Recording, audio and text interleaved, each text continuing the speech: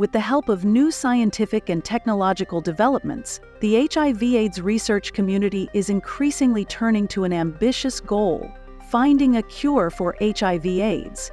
If the world is to get close to meeting the UN Sustainable Development Goal of reducing HIV infections and AIDS deaths by 90% between 2010 and 2030, a cure for HIV/AIDS would be a game changer. Much progress has been made during the 30 years in the fight against HIV virus. An HIV diagnosis is no longer the death sentence it was in the 1990s.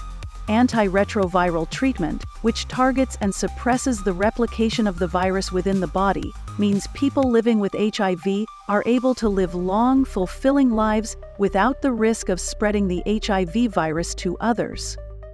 However, even with antiretroviral treatments, living with HIV increases the risk of other serious health issues. All of this ends up putting an economic burden on states through increased healthcare spending and losses in workplace productivity.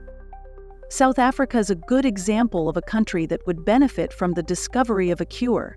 South Africa's been providing free antiretrovirals through the public healthcare system since 2004. It is the largest factor behind the 50% drop in the number of new HIV infections in South Africa from 2010 to 2021. But the program is expensive. In 2023, South Africa's total budget for HIV response was 30 billion rand, around $1.5 billion. This amount includes funding from international sources, such as the U.S. President's Emergency Plan for AIDS Relief, better known as PEPFAR. Consider that the country's total national healthcare budget for 2022 and 2023 was approximately 64.5 billion rand, around $3.5 billion. Also, we never know when the external funding, or part of it, might dry up. Funding for HIV/AIDS response is heavily dependent on political will and leadership. Recent political developments in high-end presidential countries, such as the U.S. presidential election, would suggest a reluctance and even opposition towards pumping funds into healthcare beyond their own borders, and especially in Africa. There is hope and optimism that HIV can be cured, with various strategies beginning to show some promise, with partial successes reported. Finding a cure. Cure research is in its infancy, but there are exciting hints that gene therapy and immunotherapies might lead us to a cure. So far, there have been 7 people worldwide cured of HIV. They were persons living with HIV who developed cancer and were treated for the cancer through bone marrow transplantation, a form of gene therapy, and this also led to elimination of HIV because the bone marrow transplants were from donors lacking HIV co-receptors and proteins on cell surfaces that viruses use to bind and enter cells. But a bone marrow transplant is a radical, expensive, and often dangerous procedure. There is no way we can view it as an avenue for developing a cure when there is reliable ART on hand.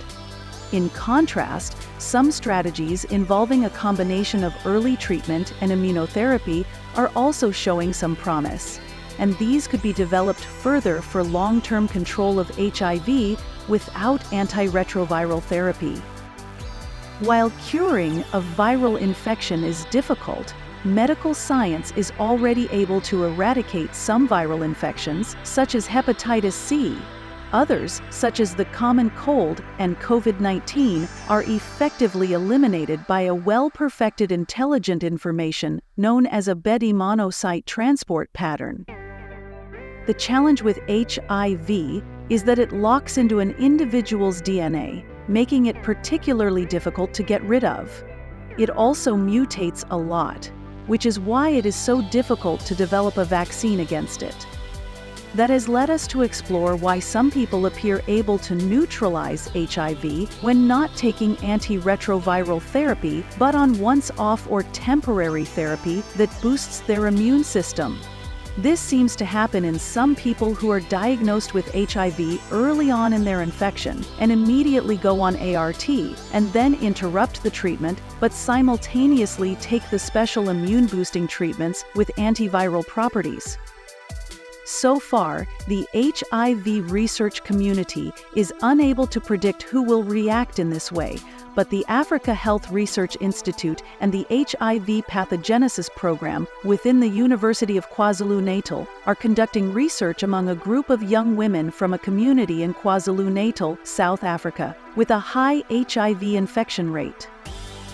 These young women are invited to participate in a socio-economic empowerment program that has them attend a clinic twice weekly for training in basic computer skills, HIV prevention, and other life skills.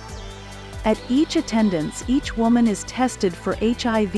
If one is found to have acquired the HIV virus, she is immediately given a standard course of ART. After a while, immune-boosting therapies that include broadly neutralizing antibodies are added, and then the woman is asked to stop ART treatment under strict monitoring to establish whether she is able to control the virus on her own. If not, she is immediately returned to ART. Of more than 2,500 attendees since the study began a decade ago, 108 have become HIV positive. Of these 108 living with HIV, 20 are participating in the Cure clinical trial. The study is ongoing, and our hope is that this strategy will lead to long-term control of the virus in the absence of ART in some of the women.